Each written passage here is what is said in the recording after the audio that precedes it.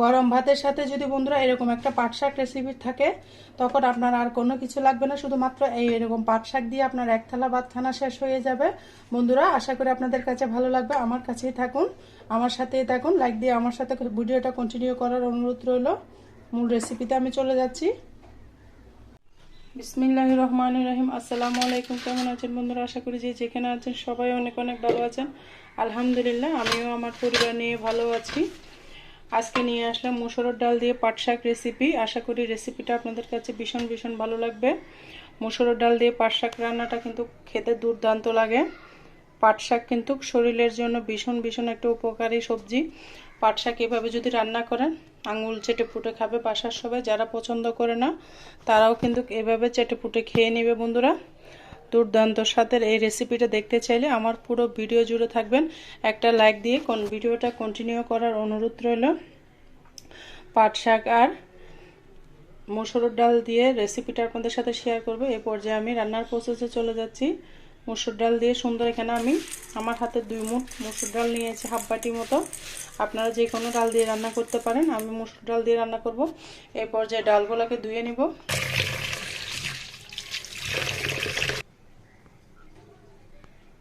দেখুন বন্ধুরা, ডালটাকে আমি সুন্দর করে পরিষ্কার করে পানি পাল্টিয়ে ধুয়ে নিয়ে আসলাম। এই পর্যায়ে ডালটাকে সিদ্ধ দিয়ে দিব। আপনাদের হাতে সময় থাকলে অবশ্যই ভিজে দিয়ে রাখবেন। আমার হাতে সময় নেই, সেই জন্য আমি রান্না করে ফেলবো সাথে সাথে। পাট শাকটাকে আমি সুন্দর করে বেছে নিব। পাট শাক কিন্তু পুরোটা নিয়ে যায় না বন্ধুরা। আমার নতুন প্রিয় অপুরা ভাইদের জন্য আমি পাট শাক কাটাটা দেখিয়ে দিব। যত লম্বাটা দেখতেছেন অত সব নিয়ে যাবে না শাক। পাট শাক নিয়ে কিছু নিয়ম আছে বন্ধুরা, দেখতে থাকুন আমি কীভাবে পাট শাকটা কেটে নিচ্ছি। একদম ফ্রেশ বাজার থেকে নিয়ে এসেছে। এটা কাটার সময় যতটুকু নরম পাবেন ততটুকুই নেবেন। এর বেশি নিলে কিন্তু আপনার পাট শাকটা খেতে ভালো লাগবে না। এভাবে যে নরম অংশ আছে এটাই আপনারা নিতে হবে, শক্ত অংশ নেওয়া যাবে না, নিলে কিন্তু পাট শাকটা খেতে ভালো লাগবে না। সেই জন্য যতটুক নরম ততটুক নিতে হবে। দেখুন আমার এখানে শুধু আগাটাই হচ্ছে নরম, সেই জন্য নরম অংশটা এইভাবে হাত দিয়ে ছিঁড়ে নিয়ে নিতে হবে। আর বন্ধুরা, যারা ভিডিও দেখতে দেখতে এখন একটা লাইক দিতে ভুলে গিয়েছেন, অবশ্যই একটা লাইক দিয়ে আমার সাথে থাকার অনুরোধ রইল। আমি পাট শাকগুলো আপনাদেরকে দেখিয়ে দিলাম কিভাবে বেছে নিয়েছি। অফ ক্যামেরায় আমি সমস্ত শাক বেছে নিয়েছি। বন্ধুরা, আমি ডালটা আগে দিয়ে সিদ্ধ করতে দিব। পাট শাকটা বাছতে বাছতে আমার ডালটা সিদ্ধ হয়ে যাবে। আপনারা এভাবে টেকনিক খাটিয়ে কাজটা করে নিতে পারবেন।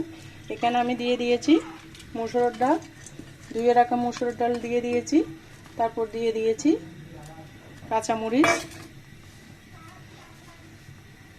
তারপর দেব এখানে রসুন কুচি, তারপর দেব পেঁয়াজ কুচি।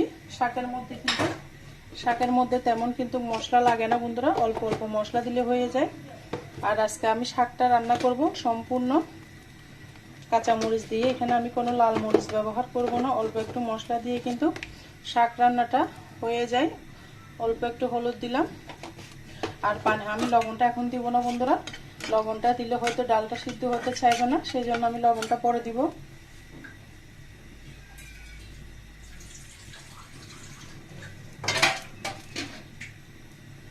এই পর্যায়ে ডালটা সিদ্ধ হওয়ার জন্য আমি পানিটা বসিয়ে দিয়েছি, দিয়ে আবারও ঢাকনা দিয়ে ঢেকে দিব সিদ্ধ হওয়ার জন্য। ঢাকনা দিয়ে ঢেকে দিলাম। ডালটা সিদ্ধ হওয়া পর্যন্ত অপেক্ষা করতে হবে। এদিকে আমি শাকটা বেছে নিচ্ছি। দেখুন বন্ধুরা, এক আটি থেকে আমার অল্প একটু শাক হয়েছে, বেশি হয় নাই। শাকগুলো কিন্তু কচি ছিল না, এই জন্য অল্প একটু নিয়েছি আমি। আকারটা শুধু কেটে কেটে নিয়েছি। বন্ধুরা, এই পর্যায়ে আমি শাকটাকে কুচি কুচি করে নিব। যত সম্ভব শাকটাকে কুচি করে নিব।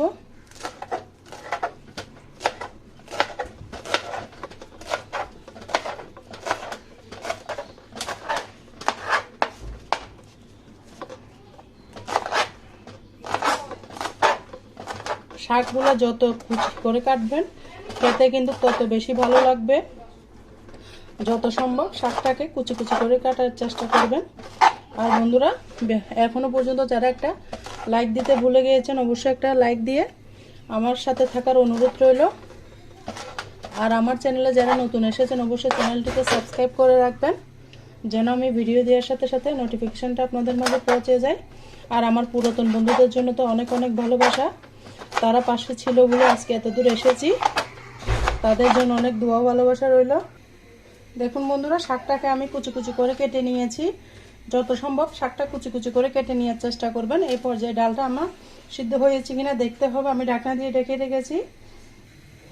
দেখুন বন্ধুরা, ডালটা আমার গলে যাচ্ছে। আমি লবণটা দিই না, লবণটা দিলে ডালটা সিদ্ধ হতে চায় না, সেজন্য লবণ ছাড়া ডালটাকে সিদ্ধ করে নিচ্ছি। ডালটা সিদ্ধ হওয়ার পরে আমি শাকটা দিয়ে দিব, আর একটু গলতে হবে। একদম গলে গিয়েছে, আর 10% গললে গলে যাবে। ডালটা ভালো মতো গলিয়ে নিলে পাট শাকটা খেতে কিন্তু দারুণ লাগে, অনেক অনেক মজা হয় এভাবে পাট শাক রান্না করলে। দেখতে থাকুন বন্ধুরা, আমার সাথে থাকুন। আমি ডালটাকে অফ ক্যামেরা সিদ্ধ করে নিয়ে আসতেছি। বন্ধুরা, এই পর্যায়ে দেখুন আমার ডালটা একদম গলে গিয়েছে। এখন আমি শাকগুলো দিয়ে দিব। এভাবে শাক রান্না করে দেখবেন, অনেক অনেক মজা।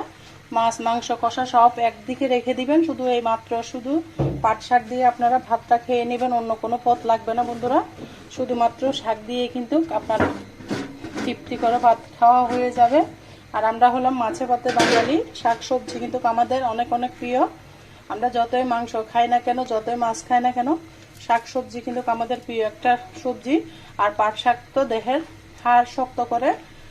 পাট শাকে যে লুট একটা ইয়ে আছে, এটার শরীরের জন্য অনেক অনেক ভালো। হার্টকে ভালো রাখে, হৃদরোগ নিয়ন্ত্রণে রাখে, ডায়াবেটিস নিয়ন্ত্রণে রাখে।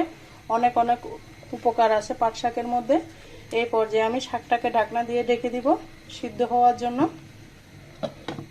চুলার আগুনটা কিন্তু কমিয়ে রাখবো। বন্ধুরা, আমি শাকটাকে অন্য চুলায় দিয়ে দিয়েছি। এবার শাকটা বাগারের জন্য একটা পুরন দিব। এখানে দিয়ে দিলাম তেল পরিমাণ মতো।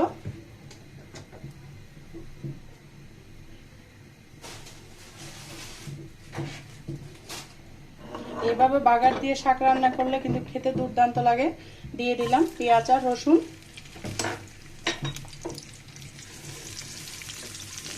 একবার হলো আপনারা এইভাবে ট্রাই করবেন, খেতে কিন্তু দুর্দান্ত লাগে, অনেক অনেক মজা হয়। এভাবে রেসিপি রেডি করলে আপনার শুধু শাক দিয়ে ভাত খাওয়া হয়ে যাবে। আর বন্ধুরা, ভিডিও দেখতে দেখতে কোথাও যদি ভালো লেগেছে, তাহলে আপনার পরিবারের কাছে আমার ভিডিওটা শেয়ার করে দিতে পারেন, আপনার বন্ধুদের কাছে আমার ভিডিওটা শেয়ার করে দিতে পারেন। আমি বলে কি ভেজে নিচ্ছি, লাল লাল করে ভেজে নিতে হবে। এভাবে বাগার দিয়ে শাক রান্না করে দেখবে, খেতে কিন্তু দুর্দান্ত লাগে। দিয়ে দিচ্ছি কয়েকটা শুকনো মরিচ। অসাধারণ মজা হয় এভাবে পাট শাক রান্না করলে। অফ ক্যামেরায় আমি এগুলোকে ভেজে নিচ্ছি বন্ধুরা।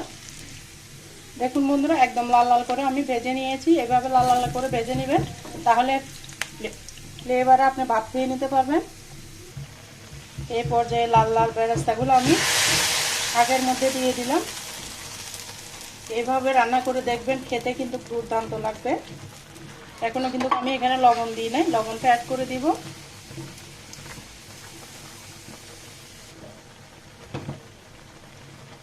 এই পর্যায়ে আমি লবণটা অ্যাড করে দিচ্ছি। আপনারাও চেষ্টা করবেন ডাল রান্না করার সময় লবণটা পরে দেওয়ার জন্য, তাহলে কিন্তু খেতে বেশ ভালো লাগে, ডালটাও সিদ্ধ হয়ে যায় সুন্দর মতো। আমার পাট শাকটা একদম রেডি হয়ে গিয়েছে, খুব অল্প সময়ে রান্না করে নিয়েছে। আশা করি ভালো লাগবে আপনাদের কাছে। পরিবেশন করে দেখিয়ে দিচ্ছি বন্ধুরা। চুলাটা বন্ধ করে দিয়েছি আমি। বন্ধুরা, কেমন হয়েছে আমার পাট শাক রান্নাটা অবশ্যই কমেন্টসে বলে যাবেন। দুর্দান্ত স্বাদের এই পাট শাক রেসিপিটা আপনারা একবার হলেও ট্রাই করবেন, খেতে কিন্তু দুর্দান্ত লাগবে, অনেক অনেক মজা। গরম ভাতের সাথে রুটি পরোটার সাথে একদম জমে যাবে। আপনারা একবার হলেও এভাবে ট্রাই করবেন, খেতে কিন্তু দুর্দান্ত লাগবে। আর এতক্ষণ পর্যন্ত যারা আমার ভিডিও জুড়ে ছিলেন, সবাইকে অসংখ্য অসংখ্য ধন্যবাদ, অনেক অনেক ভালোবাসা। সবার জন্য শুভকামনা দোয়া রইল। আর যারা এখনো পর্যন্ত লাইক কমেন্ট শেয়ার করতে ভুলে গেছেন, অবশ্যই করে আমার সাথে থাকবেন। আজকের মতো আমি এখানেই বিদায় নিচ্ছি। আল্লাহ হাফেজ, আসসালামু আলাইকুম।